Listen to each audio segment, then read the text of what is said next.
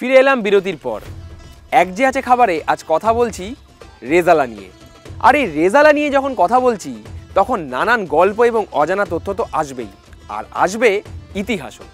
কিন্তু শুধু ইতিহাস জানলে তো হবে না, কারণ এক যে আছে খাবার মানে ইতিহাস এবং সঙ্গে রান্নাও। তাই এখন সোজা চলে যাব সঙ্গীতাদির কাছে, দেখব কিভাবে তৈরি হচ্ছে সুস্বাদু এগ রেজালা।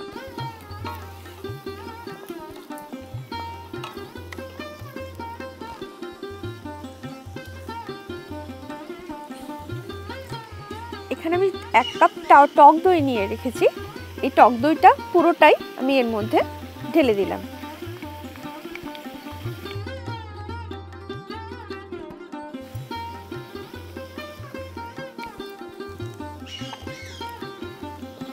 এই পেঁয়াজের মিশ্রণটার সাথে এবারে এই টক দই আমি খুব ভালোভাবে মিশিয়ে নিচ্ছি।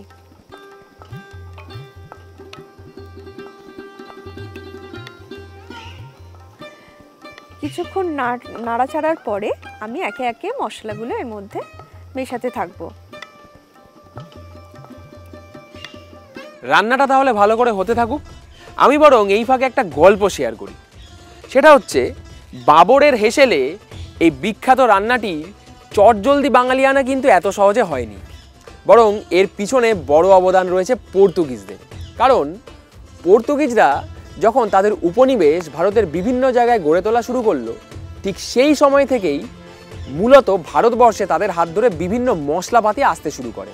আর তখন থেকেই এই রান্নায় ব্যবহার শুরু হয় সেই সব মশলার। আর এভাবেই ধীরে ধীরে স্বাদ বদল হয় এই রেজালার। তবে আমাদের আজকের রেজালায় কিন্তু সেই রকম কোনো পরিবর্তন হয়নি। তাই এখন দেখে আসি রান্না কতদূর।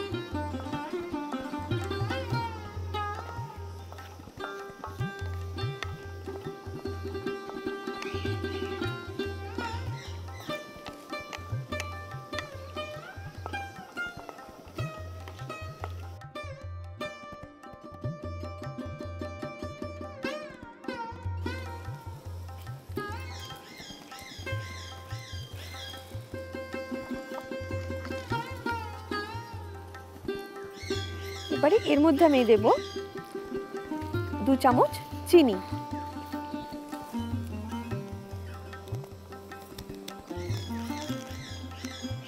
স্বাদ মতো নুন,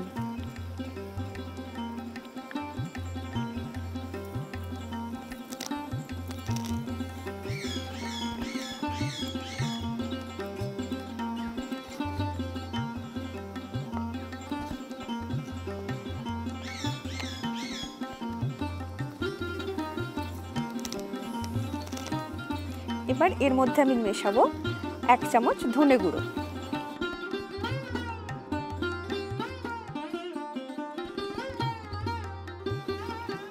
এটা আমি ভালো করে নাড়াতে থাকলাম।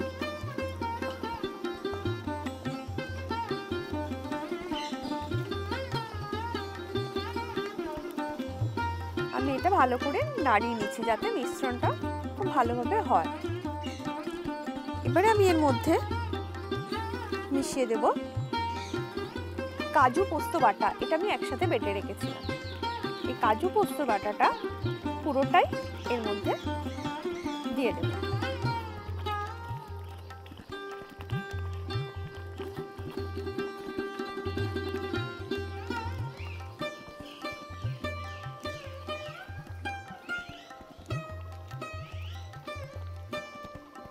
রেজালার কথা বললেই আমাদের মনে হয় কিছু শুকনো লঙ্কা এবং গোলমরিচের উপস্থিতি।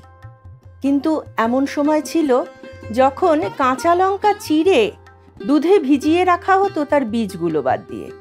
কিন্তু সময়ের সঙ্গে সঙ্গে পদ্ধতি বদলেছে। এখন সেখানে শুকনো লঙ্কার ব্যবহার হয়েছে এবং কিছু কিছু জায়গায় লাল রঙের রেজালা দেখলেও সাধারণত রেজালা বলতে আমরা সাদা রঙের গ্রেভিটিকেই বুঝি, এবং সেখানে মশলার ব্যবহার কিন্তু অত্যন্ত সূক্ষ্মভাবে করা হয়। দই, নারকেল এবং নানা রকম পদ্ধতিতে তৈরি করা রেজালাতে তেল ভেসে ওঠে বটে, কিন্তু তার যে মশলার পরিমাণ তাতে তার স্বাদের একটা মৃদুতা, অন্যরকম আবেশ আনে।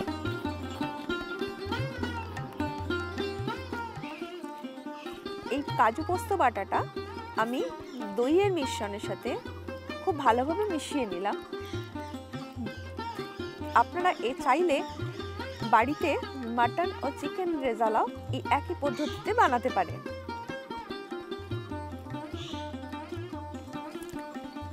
এবার আমি ডিমগুলো এর মধ্যে একে একে দিয়ে দেব।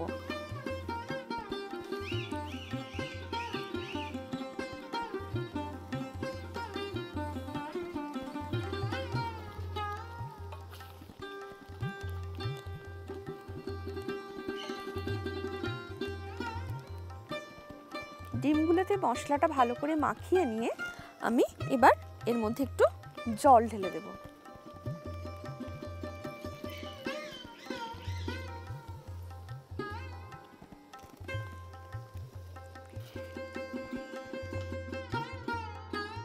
জলটা দিয়ে আমি এটাকে কিছুক্ষণের জন্য ফুটতে দেব। ডিমগুলো তাহলে রেজালার গ্রেভিতে ভালো করে ডুবতে থাকুক, কিন্তু সময় হয়ে গিয়েছে ছোট্ট একটা ব্রেকের। ফিরে আসছি এক্ষুনি।